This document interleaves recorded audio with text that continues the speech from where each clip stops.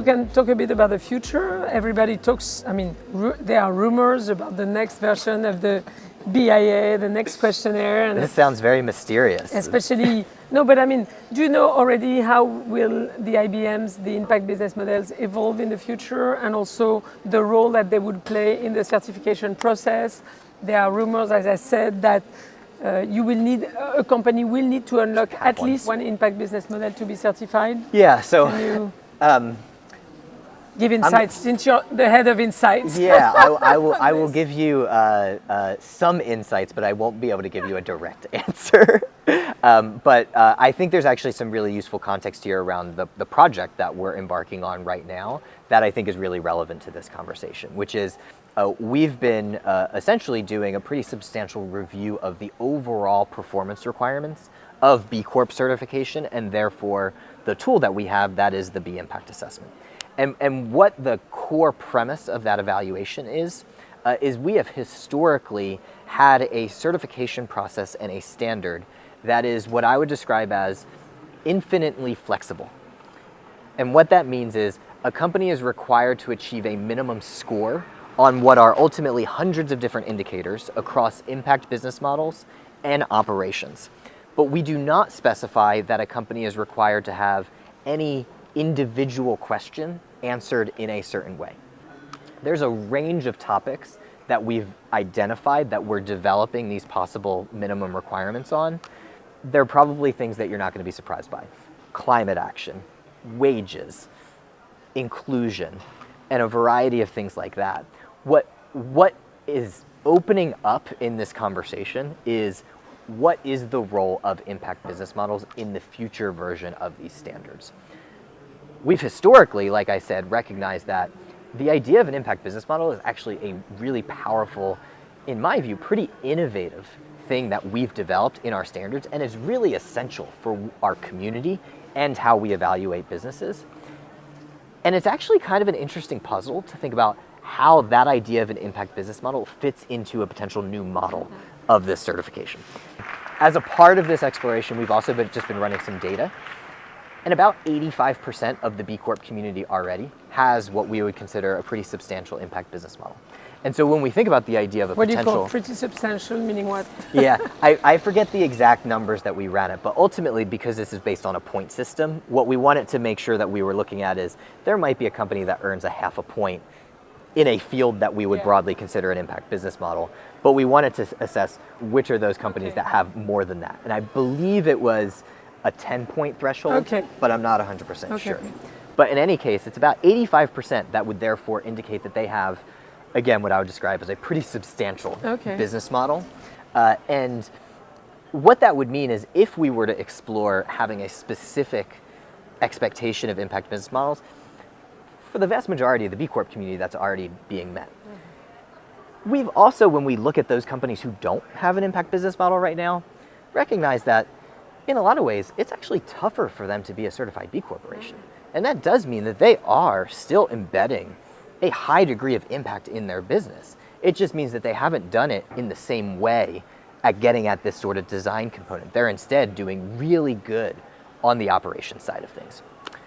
One of the middle grounds that we've kind of been exploring is whether there's actually different pathways that we can set up for those companies that have substantial impact business models versus those that don't. But again, all of these things are very actively being discussed and explored. What is the maximum? Do you have an idea of what is the maximum score that a company can get without unlocking any impact business model? 140 points. Oh, so yeah, there's room for progress for everyone, right? That's even right. Without the impact business models. Yeah, and even on the operation side, and potentially even more so, the way that we've designed the indicators, we talk about this quite frequently. We don't expect businesses to be perfect, and the indicators that we've developed, because they're so aspirational and so wide-ranging, it's probably impossible for a company to achieve 140 points just on those operations, but it still is at least a signal of where there's opportunity for continuous improvement for all businesses. Okay. Today we have, I think, 24 business IBMs in the B Impact Assessment. And it's progressing, it's changing over time. Maybe you can tell us more about this. But how would you advise a company that is a B Corp or that wants to become a B Corp to use those 24 or 26, maybe tomorrow even more, impact business models to structure its roadmap for progress? Yeah. I think there's a few pieces of advice that I can probably think of. The first would be to find the business models that are right for you. And so the purpose of those 24 is to be wide-ranging, and it's quite frankly not possible for any individual business to even achieve any of those. They might actually be only really relevant for a company in a particular context or a particular industry. And so the goal, first and foremost, should not be to just try to adopt all the possible impact business models. It's really intended to be a reflection exercise to identify, what can the purpose of my business be? How can I design my business to achieve these things? And once you do that, you're gonna have a slightly narrower list of the things that could be really relevant for you. And then you can ultimately develop things that not only can you be really passionate about, but also really good at. And so I think there's a spirit here that I would share that's ultimately about quality rather than quantity when thinking about the business models. It's really should start out as thinking of, how deep can I go and how impactful can I make? Maybe just one or two of them. And then I think it's really over time that there's the opportunity for a really great company who's in probably a particularly unique circumstance to try to adopt even more of them over time. And I was struck by the fact that for my book on B Corp, I interviewed South Mountain Company, which is the number one B Corp in the world. Yeah.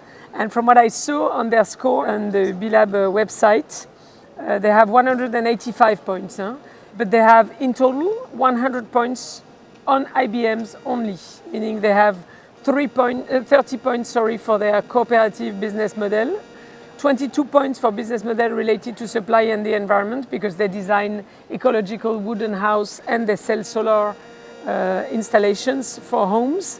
10 points additional on governance and mission locked, the fact that the mission is integrated in the incorporation charter and in the bylaws of the company.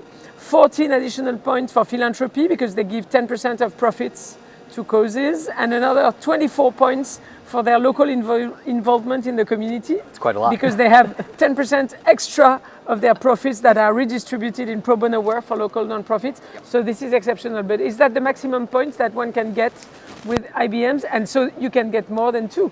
Yeah, so you can get more than two. Ultimately, and they progressed over time too. Huh? That's right. And ultimately the purpose of that framing is, we recognize that not every company is a South Mountain company. Kudos to them.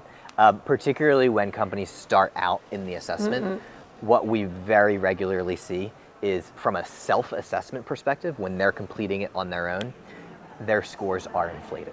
And where those scores are most inflated is they are unintentionally opting into too many impact business models. Yeah. And ultimately that creates a verification process that produces challenges, because we're taking a company's score down.